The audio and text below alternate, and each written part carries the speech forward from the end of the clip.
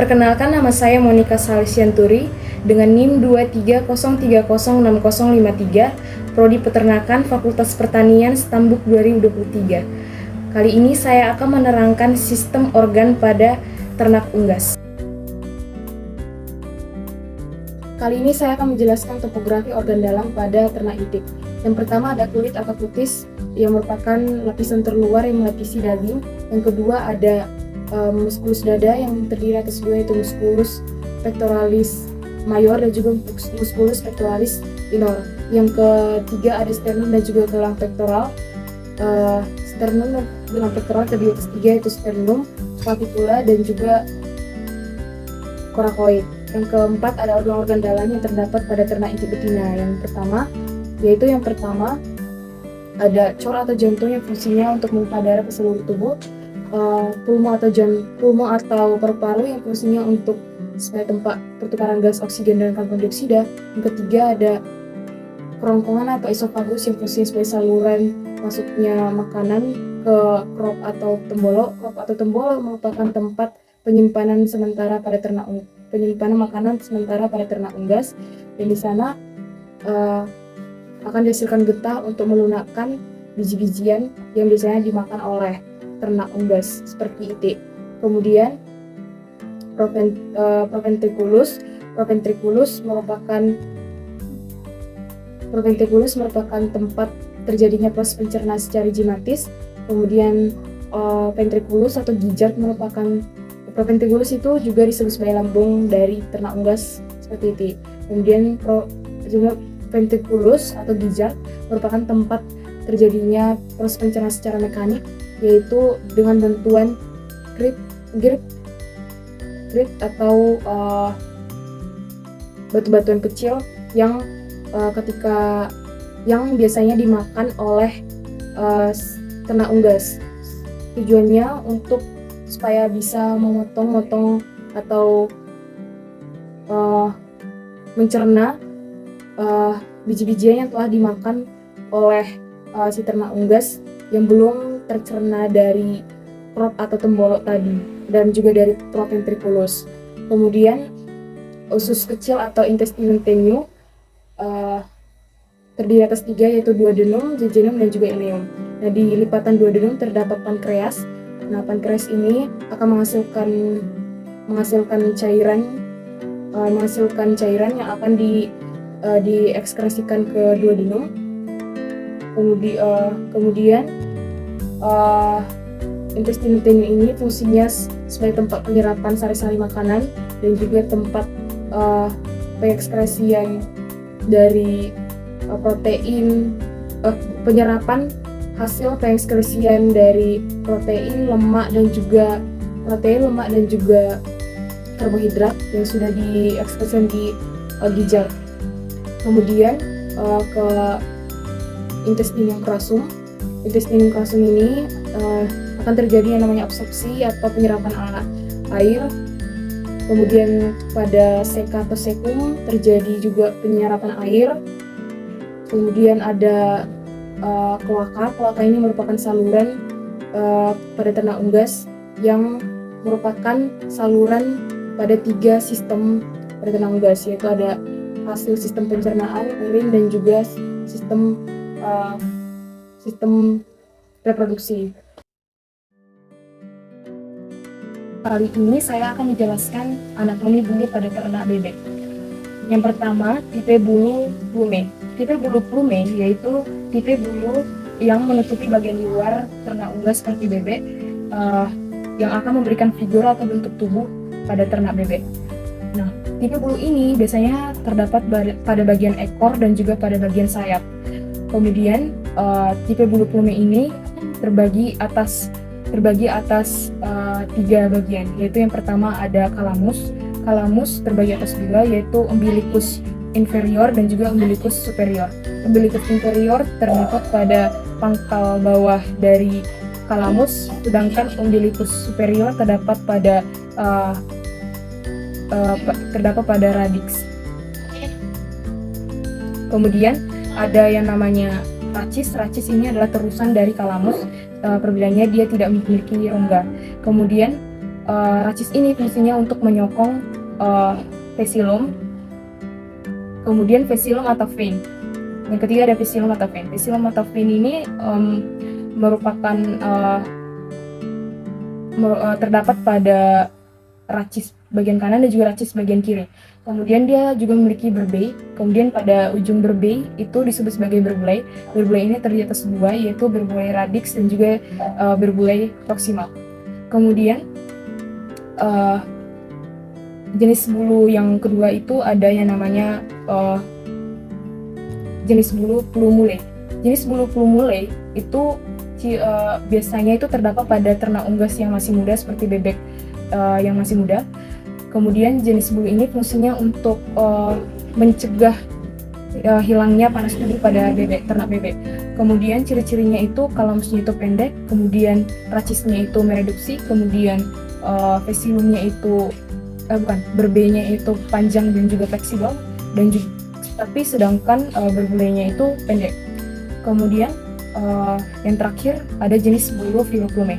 Jenis bulu filoplume ini dia itu berambut halus, kemudian dia memiliki tangkai yang panjang, kemudian dia juga memiliki berbei dan juga berbulai. Tetap dia tumbuh merata pada ternak unggas seperti bebek, tapi jarang ditemukan. Untuk fungsinya belum diketahui. Kali ini saya akan menjelaskan sistem nervosum atau otak pada ternak bebek. Sistem nervosum atau otak pada ternak bebek, bagian-bagian otaknya itu terdiri atas beberapa bagian, yaitu yang pertama ada cerebrum. Nah, cerebrum itu fungsinya untuk mengatur semua aktivitas sadar pada ternak bebek dan terdiri atas dua, yaitu hemisfer cerebri, kemudian yang kedua ada lobus olfactoris. Kemudian bagian yang kedua ada yang namanya cerebellum. Cerebellum itu fungsinya untuk mengatur keseimbangan pada ternak bebek. Kemudian yang ketiga ada medulla oblongata. Medulla oblongata itu berfungsi untuk mengatur semua aktivitas yang berada pada dalam tubuh ternak bebek seperti aliran darah, jantung, dan juga paru-paru. Kemudian yang terakhir ada medulla spinalis. Medulla spinalis itu fungsinya untuk memberikan informasi dari otak ke otot serta ke bagian tubuh lainnya. Kali ini saya akan menjelaskan tractus digestivus atau sistem pencernaan pada ternak bebek. Diawali dari cavum oris. Di cavum oris itu terdapat pencernaan secara enzimatis. Enzim yang berperan di sana yaitu enzim amilase yang mengubah amilum menjadi glukosa. Kemudian makanan masuk ke dalam esofagus atau disebut juga sebagai kerongkongan. Nah, esofagus atau kerongkongan ini merupakan saluran masuknya makanan setelah dari cavum oris menuju ke crop atau tembolo. Kerongkongan atau esofagus disebut juga sebagai tabung otot. Kenapa disebut sebagai tabung otot? Karena di kerongkongan itu terjadi yang namanya gerak peristaltik, yaitu gerak mendorong makanan supaya makanan itu bisa masuk ke dalam crop atau tembolo. Nah, makanan yang sudah masuk ke dalam tembolo atau crop, crop atau tembolo ini itu merupakan tempat penampungan sementara dari makanan ternak unggas. Kemudian crop atau tembolo ini itu akan menghasilkan yang namanya getah yang fungsinya untuk melunakkan biji-bijian yang keras yang umumnya dikonsumsi oleh ternak unggas seperti bebek. Kemudian setelah dari crop atau tembolo dia masuk ke proventriculus. Nah, proventriculus itu di sini terjadi pencernaan enzimatis.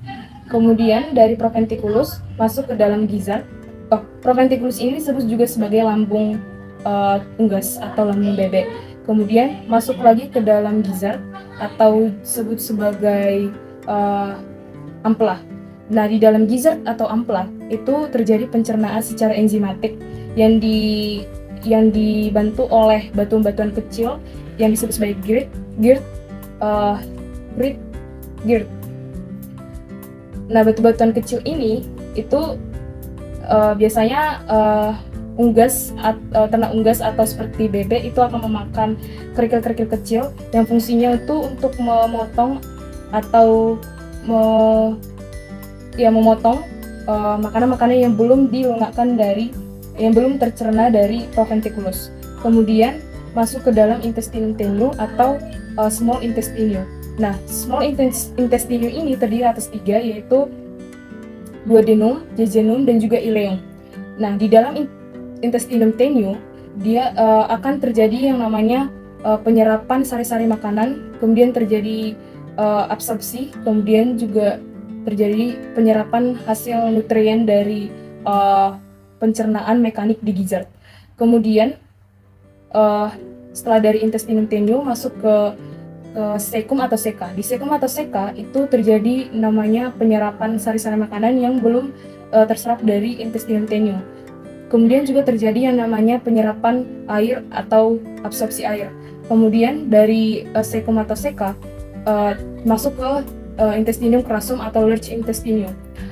Di large intestinum itu akan dibentuk yang namanya feces.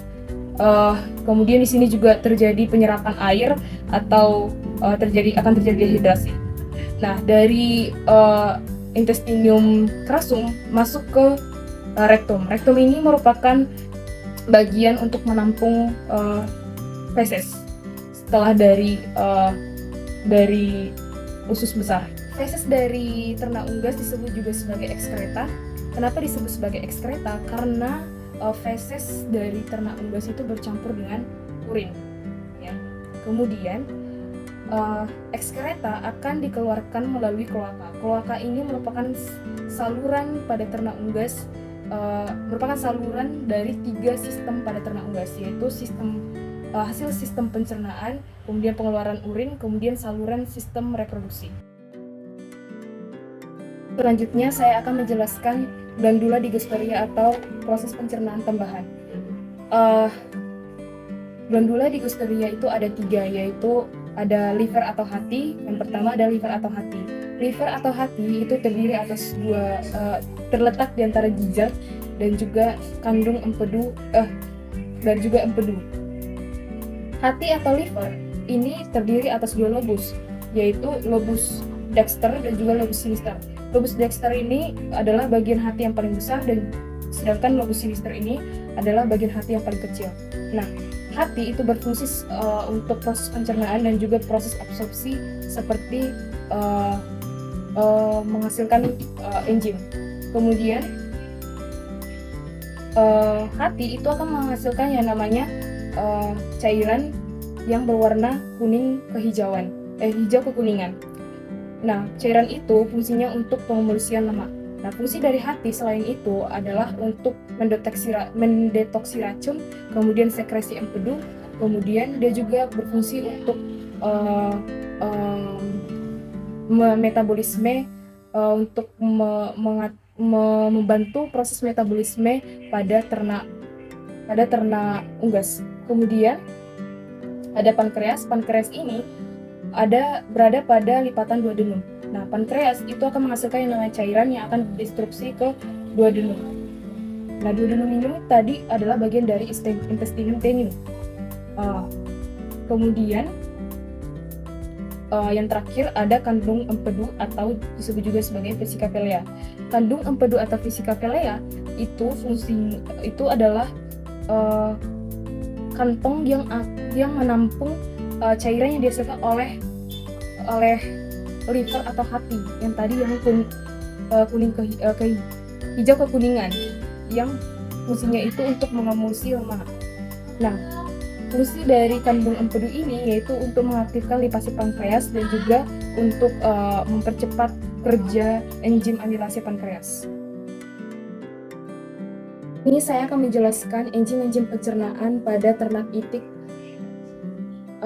Enzim-enzim pencernaan pada ternak itik itu sangat beragam. Yang pertama ada enzim pitialin. Enzim pitialin ini dihasilkan oleh kelenjar ludah dan fungsinya untuk mengubah zat tepung menjadi glukosa. Kemudian enzim amilase itu juga dihasilkan oleh kelenjar ludah dan fungsinya untuk mengubah amilum menjadi maltosa.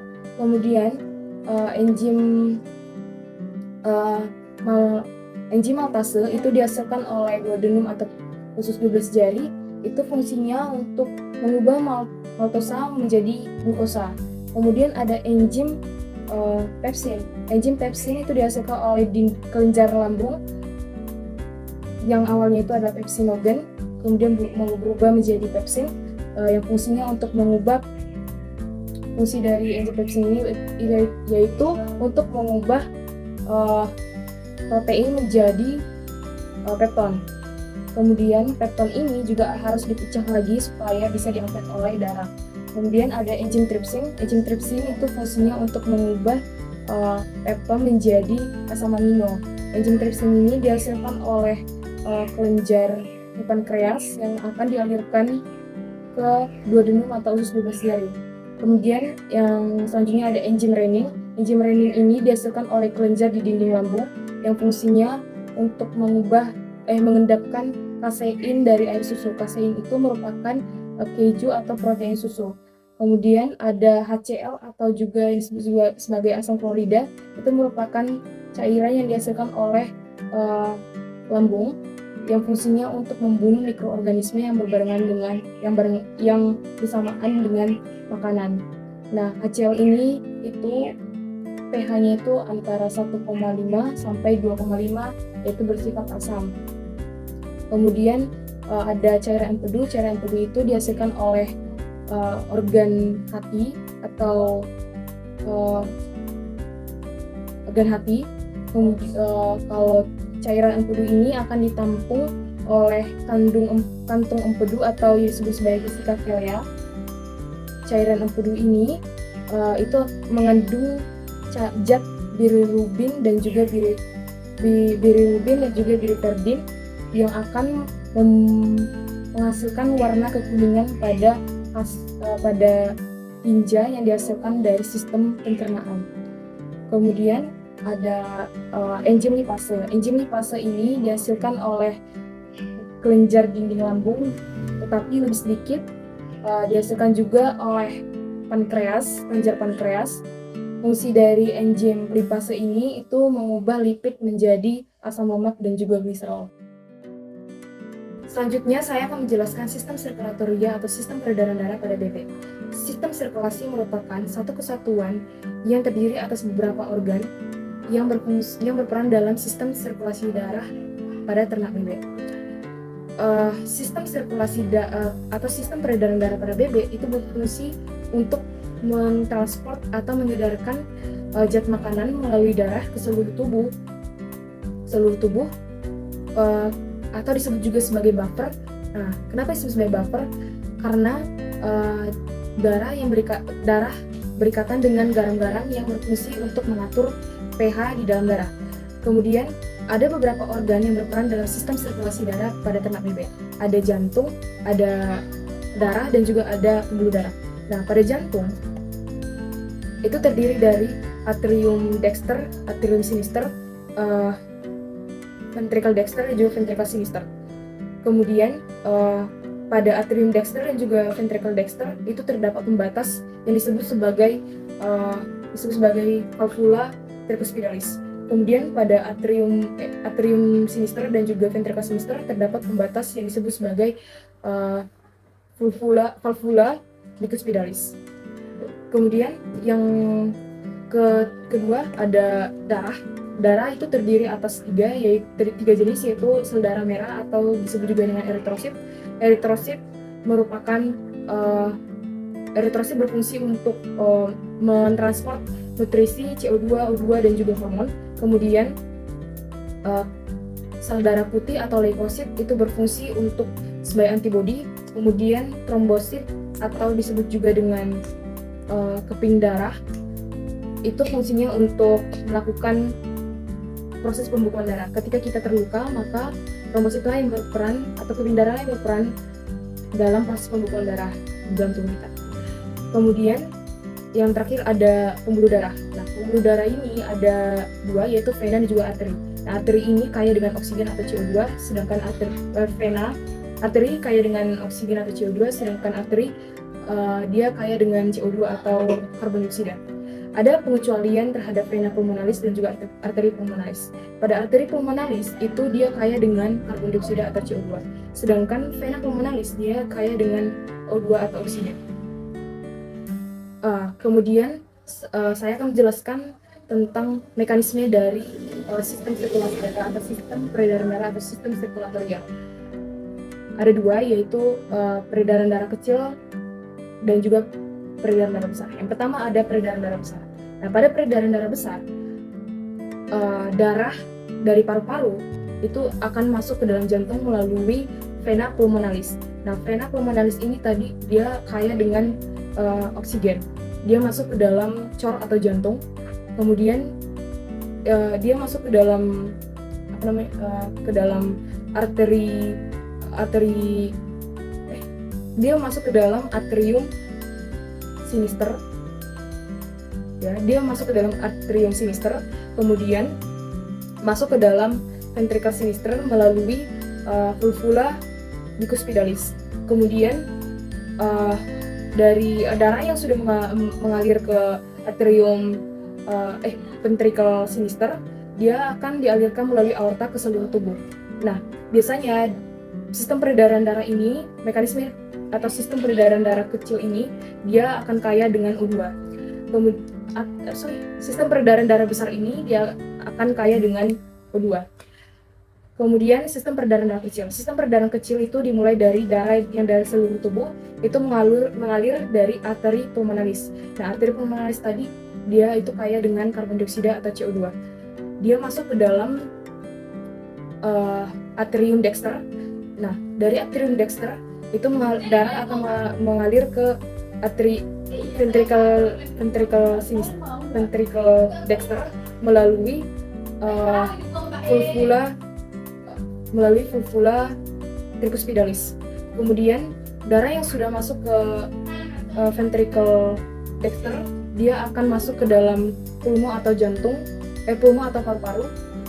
Kemudian sistem peredaran darah kecil ini, dia itu kaya dengan karbon dioksida atau CO2. Ini saya akan menjelaskan sistem respiratori atau sistem pernapasan pada bebek. Udara awalnya masuk ke dalam nares atau lubang hidung. Nares atau lubang hidung itu fungsinya sebagai lubang masuknya udara ke dalam saluran pernapasan. Di dalam nares ini terdapat bulu-bulu halus yang fungsinya untuk menyaring udara yang masuk ke dalam saluran pernapasan, seperti menyaring kotoran ataupun menyaring debu yang masuk berbarengan dengan udara. Kemudian setelah itu masuk ke dalam glotis dan juga laring. Glotis dan juga laring ini terdapat di pangkal atas trakea. Fungsi dari glotis dan juga laring ini itu mempunyai fungsi yang berbeda. Glotis ini fungsinya sebagai saluran masuknya udara ke dalam trakea, sedangkan laring ini fungsinya sebagai saluran masuknya udara ketika si bebek ini melakukan proses pernapasan secara inspirasi. Kemudian laring juga mempunyai fungsi untuk membantu si bebek ini menelan makanan dan juga mengatur suara pada bebek. Setelah itu juga mengatur intratorakis pada bebek. Kemudian selanjutnya udara masuk ke dalam trakea. Udara masuk ke dalam trakea. Trakea ini bentuknya itu seperti pipa, kemudian terdapat cincin-cincin tulang rawan. Trakea ini fungsinya untuk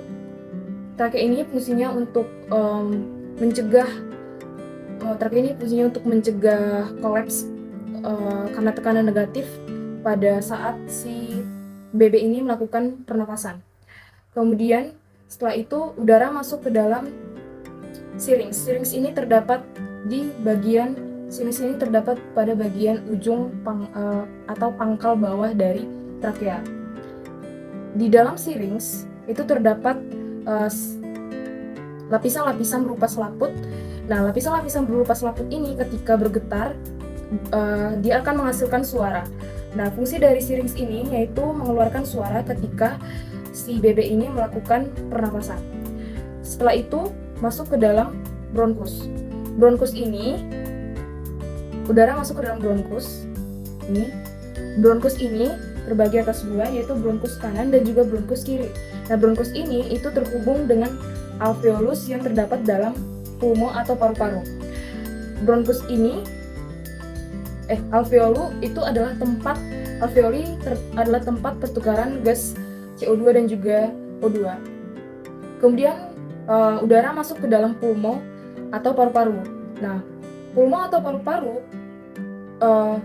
itu adalah tempat pertukaran gas karbon dioksida dan juga gas oksigen. Nah, gas oksigen ini itu adalah hal yang sangat dibutuhkan dalam tubuh, yaitu untuk tenaga dan juga proses pembakaran.